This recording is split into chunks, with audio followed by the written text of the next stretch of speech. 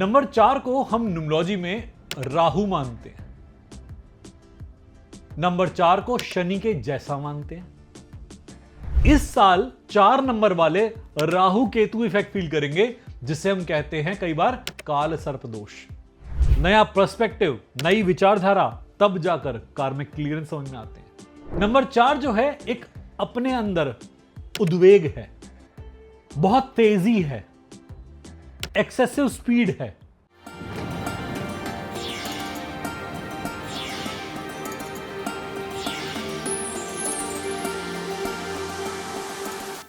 हर हर Mahadev.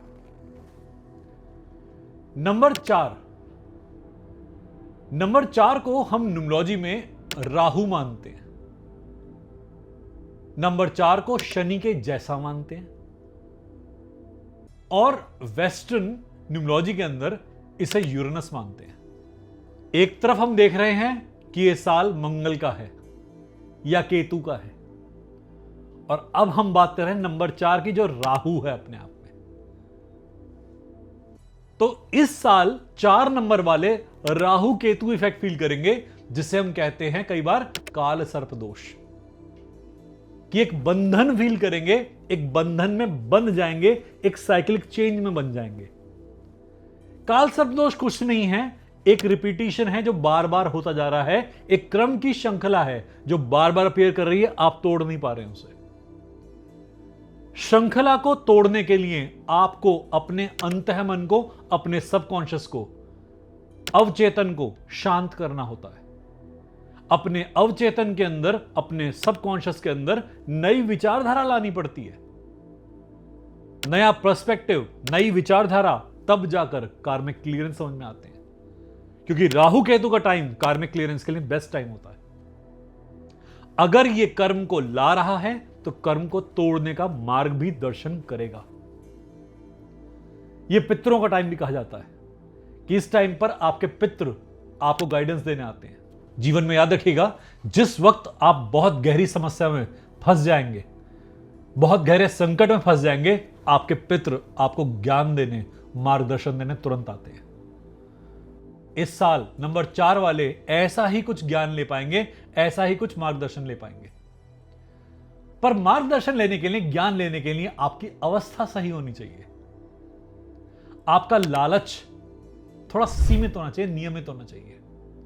Number 4 जो है एक अपने अंदर उद्वेग है, बहुत तेजी है, एक्सेसिव स्पीड है। कि जो भी कुछ चाहिए बहुत तेज चाहिए। प्रेम करेंगे तो बहुत तेज करेंगे, घृणा करेंगे तो बहुत तेज करेंगे।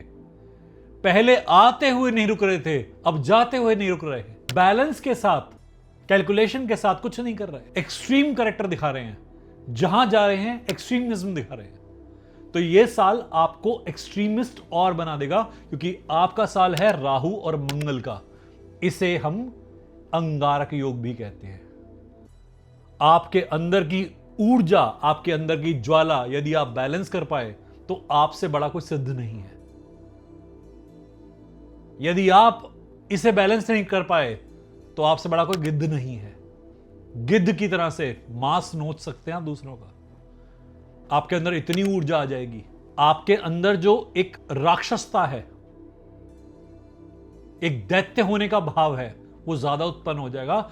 आपको लोगों को चोट पहुंचाकर मजा आएगा। एक सैडिस्टिक प्लेजर कहते हैं इसे। आत्मपीड़क, परपीड़क, ये दोनों भावनाएं आ जाती हैं इंसान के अंदर कि इंसान अपने को नुकसान पहुंचाता है, दूसरों को हर्ट करने के लिए ड्रामेटाइज करता है चीजों को। कई बार एक बबल में ट्रैप रहता है, उसे लगता है कि यही तरीका है दूसरों के अट्रैक्शन को पाने का। इस तरीके से किसी का अट्रैक्शन पाया तो क्या पाया?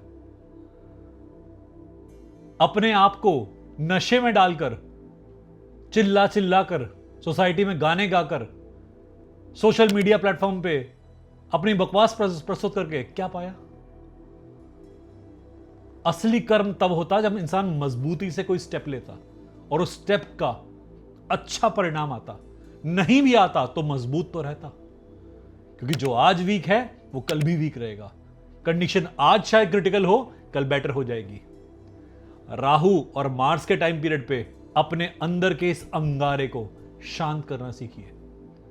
ध्यान और मेडिटेशन बहुत जरूरी होता है इस टाइम पीरियड पे, क्योंकि राहु के ऊपर अगर कोई लगाम लगा सकता है तो केवल ध्यान है।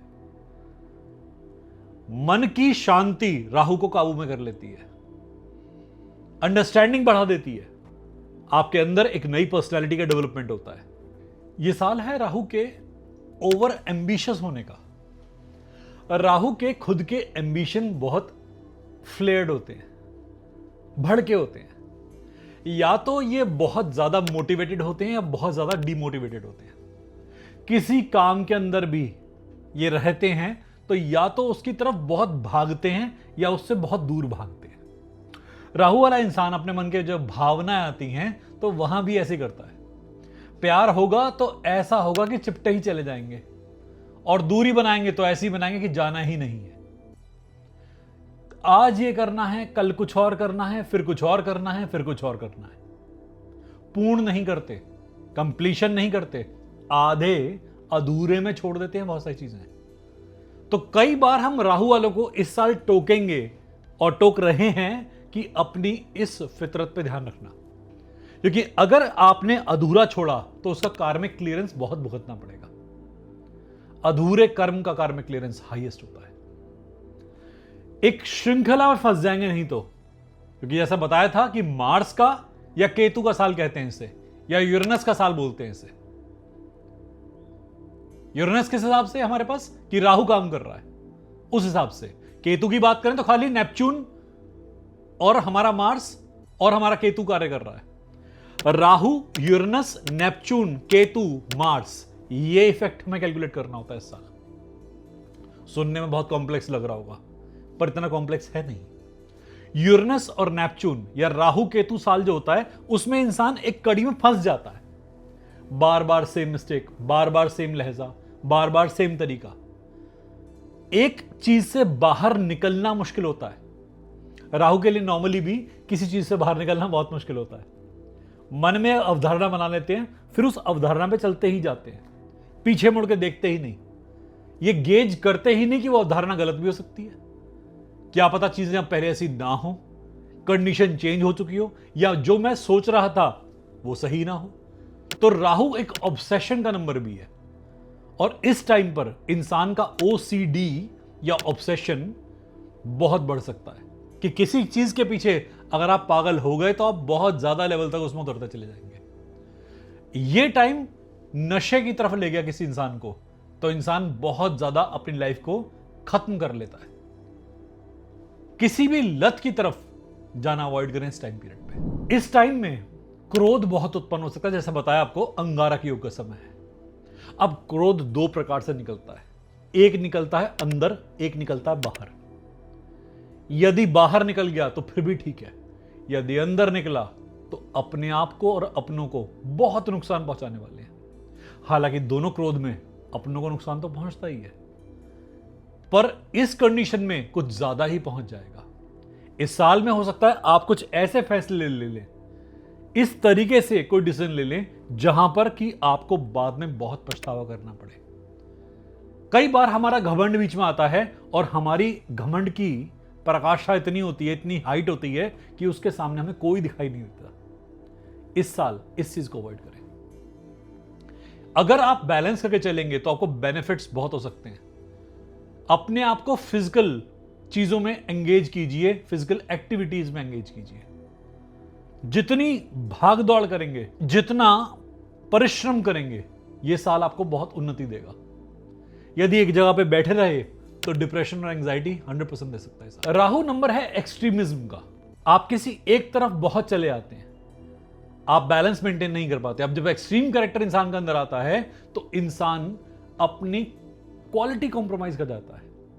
जो क्रिएटिविटी आपने प्रॉमिस की होती है, जो कंस्ट्रक्टिविटी आपने प्रॉमिस की होती है, जो चीजों की संरचना प्रॉमिस करी होती है, वो सब अधूरी हो जाती है। तो आपकी उत्तेजना आप पर भारी पड़ सकती है। प्रॉमिसेस कम करें, अपने मन को शांत रखें, उतना ही प्रॉमिस करें जितना निभा पाएं। दिख जाएगा आपको कि किस तरीके से आपका साल जा रहा है, आपकी मेंटेलिटी, आपके अंदर की भावना क्या चल रही है, आपको समझ में आ जाएगा। प्रॉमिसेस को अपने दायरे में रखें, क्योंकि विश दो, विश्वास मत दो।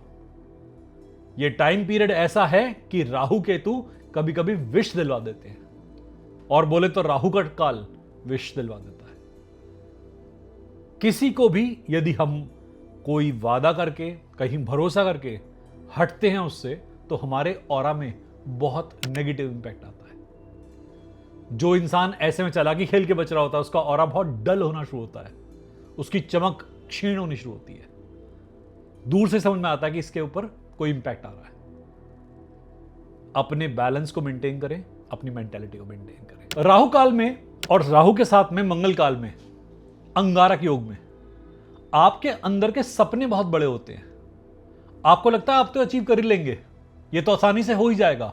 आपकी परिकल्पनाओं में आप इतने समर्थ होते हैं, अपने इमेजिनेशन में आपके अंदर इतनी पॉसिबिलिटीज होती हैं कि आपको लगता है आपके लिए तो कोई डिफिकल्टी है ही नहीं।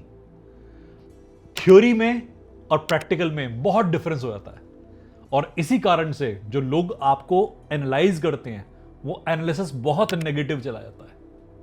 आपके जो एक्शंस होते हैं वो उतने जस्टिफाई नहीं कर पाते आपकी थ्योरी को, तो कहीं ना कहीं आपको क्रिटिसिज्म का सामना करना पड़ता है, फिर रिजेक्शन मिलता है इंसान को।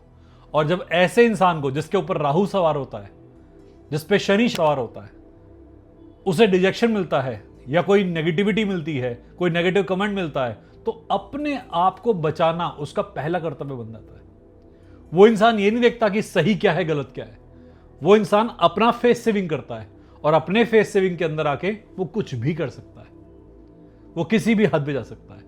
तो कई बार लोग अपने एक्सट्रीम स्टेप ले आते हैं, अपना चेहरा और खराब कर लेते हैं। तो इस समय पर जब आपसे गलती हो जाए, सॉरी बोलना बहुत अच्छा होता है, कुछ मान लेना बहुत अच्छा होता है। कोई बात नहीं, मिस्टेक हो गई, आगे उसे रिलीज कर देंगे, आगे उसे बैलेंस कर लेंगे।